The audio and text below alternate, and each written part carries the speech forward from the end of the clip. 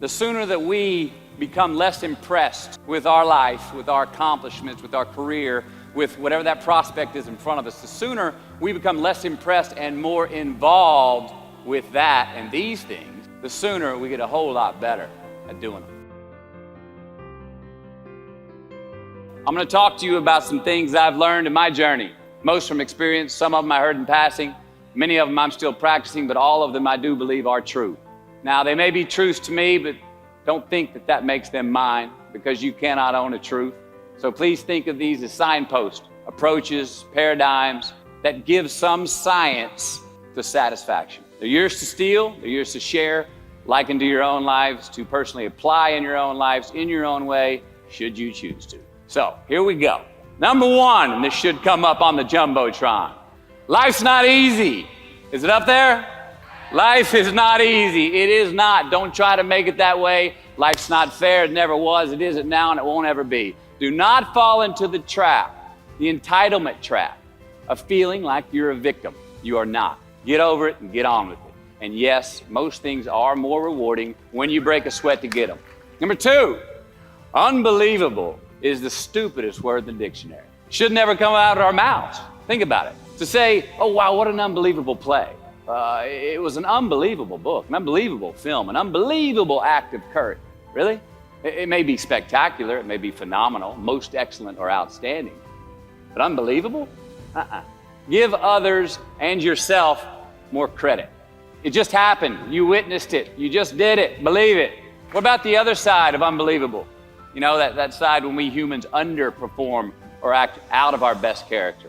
Millions die from diseases every day that we have cures for. Bob the Builder swears that he's going to have your house built by Thanksgiving, and you can't move in until Christmas the next year. Our best friends lie to us, and we lie to ourselves all the time. Unbelievable? I don't think so. Again, it just happens, and it happens every day. Nothing that we Homo sapien earthlings do is unbelievable. And if there's one thing you can depend on people being, it's people. So we shouldn't be surprised. We, us, are the trickiest mammals walking the planet. I'm not worried about the monkeys. I'm worried about you and me. So acknowledge the acts of greatness as real, and do not be naive about mankind's capacity for evil, nor be in denial of our own shortcomings. Happiness is an emotional response to an outcome. If I win, I will be happy. If I don't, I won't. It's an if-then, cause and effect, quid pro quo standard that we cannot sustain because we immediately raise it every time we attain it. You see, happiness demands a certain outcome. It is result reliant. And I say, if happiness is what you're after, then you're going to be let down frequently, and you're going to be unhappy much of your time. Joy, though, joy is a different thing. It's something else. Joy is not a choice. It's not a response to some result. It's a constant. Joy is the feeling that we have from doing what we are fashioned to do, no matter the outcome. Now, personally, as an actor, I started enjoying my work and literally being more happy when I stopped trying to make the daily labor a means to a certain end. For example, I need this film to be a box office success. You know, I need my performance to be acknowledged. I need the respect of my peers. All those are reasonable aspirations, but the truth is, as soon as the work, the daily making of the movie, the doing of the deed became the reward in itself for me, I got more box office, more accolades and respect than I ever had before. See, joy is always in process. It's under construction. It is in constant approach, alive and well in the doing of what we're fashioned to do and enjoying it. Number 4, define success for yourself. Let's admit it. Money is king today. It's what makes the world go round. It is success. The more we have, the more successful we are, right? Now, I would argue that our cultural values have even been financialized. Humility is not in vogue anymore. It's too passive. It's a get rich quick on the internet, rich is 15 minutes of fame world that we live in, and we see it every day. But we all want to succeed, right? So the question that we got to ask ourselves is what success is to us, what success is to you. Is it more money? That's fine. I got nothing against money. I don't. Maybe it's a healthy family. Maybe it's a happy marriage. Maybe it's to help others, to be famous, to be spiritually sound, to leave the world a little bit better place than you found it. Continue to ask yourself that question. Now, your answer may change over time, and that's fine. But do yourself this favor. Whatever your answer is, don't choose anything that will jeopardize your soul. Prioritize who you are, who you want to be, and don't spend time with anything that antagonizes your character. Be brave, take the hill, but first answer that question, what's my hill? So, how do I define success? For me, myself. Well, for me, it's a measurement of 5 things. We got fatherhood. We got being a good husband.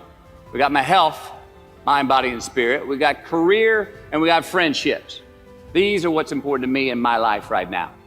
So I try to measure these 5 things each day. I check in with them. I like to see whether or not I'm in the debit section or the credit section with each one. Am I in the red or am I in the black? You follow? For instance, sometimes say my career's rolling. All right, it's way up here in the black, but I see how my relationship with my wife maybe could use a little bit more of my attention. I got to pick up the slack on being a better husband. Get that one out of the red. Or say my spiritual health could use some maintenance. It's down here, but hey, man, my friendships and my social life, they're in high gear, right? I got to recalibrate, checks and balances. I got to go to church, remember to say thank you more often, something. But I got to take the tally because I want to keep all 5 in healthy shape. And I know that if I don't take care of them, if I don't keep up maintenance on them, one of them is going to get weak, man. It's going to dip too deep into the debit section. It's going to go bankrupt. It's going to get sick, die even. So first, we have to define success for ourselves. And then we have to put in the work to maintain it. Take that daily tally. Tend our garden. Keep the things that are important to us in good shape. I mean, let's admit it. We've all got 2 wolves in us, a good one and a bad one, and they both want to eat. The best I can tell, we just got to feed that good one a little more than the other one. Here we go. Number 5.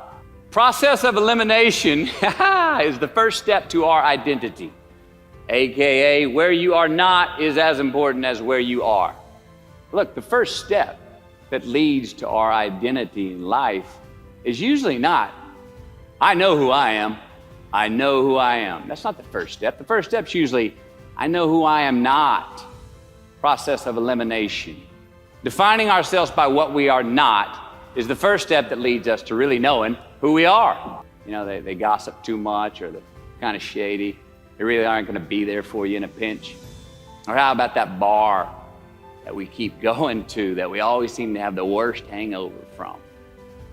Or that computer screen, right? That computer screen that keeps giving us an excuse not to get out of the house and engage with the world and get some real human interaction. Or how about that food that we keep eating, the stuff that tastes so good going down, it makes us feel like crap the next week, when we feel lethargic and we keep putting on weight?